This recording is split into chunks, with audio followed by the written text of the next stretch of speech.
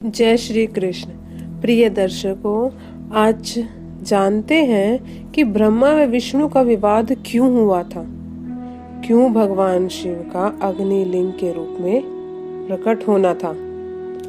तो चलिए, पीआर भक्ति साधना चैनल पर आप सभी का हार्दिक स्वागत है। भक्तजनों, यह कथा शिव पुराण में लिखी गई है, जिसमें भगवान विष्णु व भगवान ब्रह्मा के बीच हुए विवाद व शिव जी के महत्व को या उनकी महिमा को बताया गया है। अतः यह कथा हमें अंत में एक शिक्षा भी देगी। कथा बताने से पहले हम आपको बताना देना चाहते हैं कि तीनों देव ब्रह्मा, विष्णु व महेश एक ही है। व तीनों में कोई भी अंतर नहीं है। यह कथाएं जो है केवल हमें शिक्षा देने के उद्देश्य से बताई गई है। इसलिए आप कथाओं का कुछ गलत अर्थ निकालकर तीनों में से कौन ज्यादा महान है व कौन कम महान, यह सोचने मत लग जाइएगा। आइए कथा जानते हैं। भगवान ब्रह्मा को इस सृष्टि व सभी मनुष्यों, जीव जंतु इत्यादि का रचयिता माना जाता है।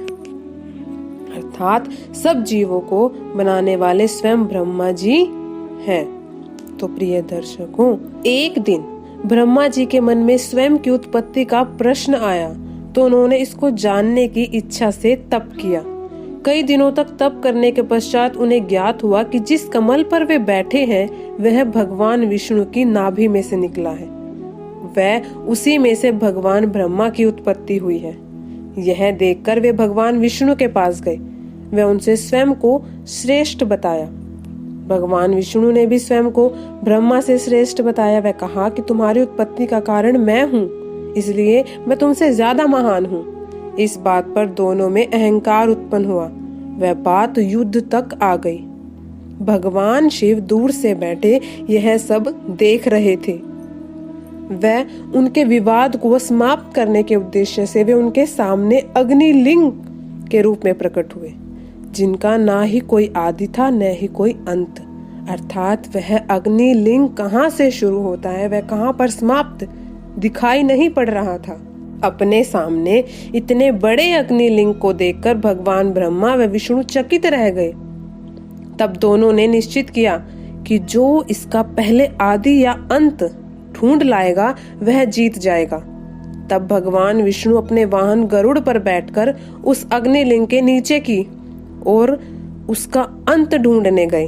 वह भगवान ब्रह्मा अपने वाहन हंस पर बैठकर ऊपर की ओर, भगवान विष्णु बहुत दूर तक गए, लेकिन उन्हें उस अग्निलिंग का अंत नहीं मिला।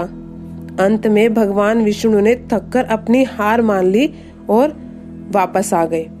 भगवान ब्रह्मा जी को भी उस अग्निलिंग का अंत नहीं मिला और वे भी वापस आ गए। भगवान विष्णु ने ब्रह्मा जी के सामने अपनी हार स्वीकार की व उस अग्निलिंग का अंत ढूंढने में असमर्थता जताई। किंतु भगवान ब्रह्मा ने विष्णु से असत्य बताया।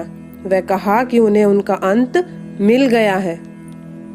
भगवान ब्रह्मा के मुख से यह झूठ सुनकर शिव जी अत्यंत क्रोधित हो गए और उनसे भैरव अवतार ने जन्म लिया। भैरव अवतार ने अपने बाएं हाथ की छोटी उंगली के नाखून से भगवान ब्रह्मा का 5वां मस्तक, जिसने झूठ बोला था, वह काट दिया।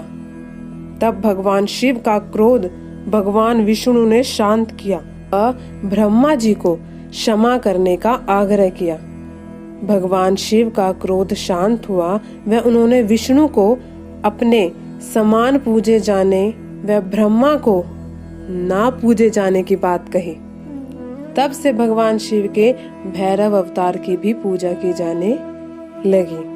तो प्रिय दर्शकों, इस कथा से यह शिक्षा मिलती है कि यदि व्यक्ति किसी कार्य को करने में असमर्थ हो तो उसे अपनी असफलता को स्वीकार कर लेना चाहिए, जैसा स्वयं भगवान विष्णु ने किया था।